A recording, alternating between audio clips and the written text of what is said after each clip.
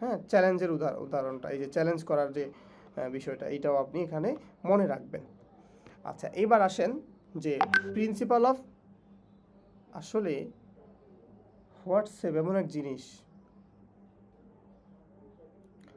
আচ্ছা, প্রিন্সিপালস, আচ্ছা others principles, তাহলে প্রিন্সিপাল আমি বলছিলাম চারটা না, আরও প্রথম চারটা মনে রাখবেন কীভাবে বলেন তো? বি আর ডাবল এফ, তাহলে বি ভ্যালিডিটি, আর রিলায়েবিলিটি, ফেয়ারনেস, ফ্লেক্সিবিলিটি, তাই না? আচ্ছা, এবার এখানে আসেন অথেন্টিসিটি। অথেন্টিসিটি মানে সত্যতা। কারেন্সি মানে কি? এই যে একটা নির্দিষ্ট কারেন্সি মানে তো তাৎক্ষণিক হইতে হবে, হ্যাঁ। আর কস্ট ইফেক্টিভনেস অর্থাৎ সাশ্রয়ী হইতে হবে, বেশি খরচ করা যাবে না, হ্যাঁ। আর রিজনেবল অ্যাডজাস্টমেন্ট হইতে হবে। তার মানে এগুলো আমাদের প্রিন্সিপাল অফ অ্যাসেসমেন্টের ভিতরে পড়ে। আচ্ছা, এবার আসেন যা এই দেখেন অ্যাসেসমেন্ট প্রসেস অ্যান্ড পাথওয়ে। আসলে অ্যাসেসমেন্টটা কীভাবে হয়?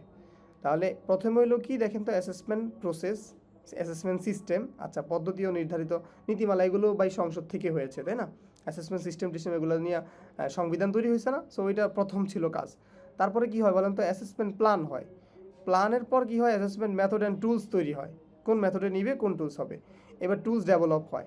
তারপর কি হয়? অ্যাসেসমেন্ট অফ কম্পিটেন্সিস, অর্থাৎ রিপোর্ট তৈরি হয়।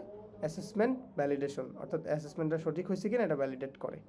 আচ্ছা, এই ধাপগুলো একটু মনে রাখার চেষ্টা করবেন। অ্যাসেসমেন্ট প্ল্যান, হ্যাঁ, তারপরে কি প্ল্যানের মধ্যে পারপাস, টার্গেট, ইউসি, রিসোর্সেস, হাউ, হোয়েন, হোয়ার, ঠিক আছে, এগুলো একটু মনে রাখবেন। আচ্ছা, অ্যাসেসমেন্ট প্ল্যানের মধ্যে এগুলো পড়ে, ঠিক আছে, পারপাস, টার্গেট, কারা টার্গেটেড অডিয়েন্স, এগুলো পড়ে, হ্যাঁ। এবার আসেন অ্যাসেসমেন্ট দুই ধরনের। অ্যাসেসমেন্ট কয় ধরনের? দুই ধরনের। একটা হচ্ছে ফর্মেটিভ অ্যাসেসমেন্ট, একটা হচ্ছে সামেটিভ অ্যাসেসমেন্ট। আচ্ছা, ফর্মেটিভ অ্যাসেসমেন্ট কি?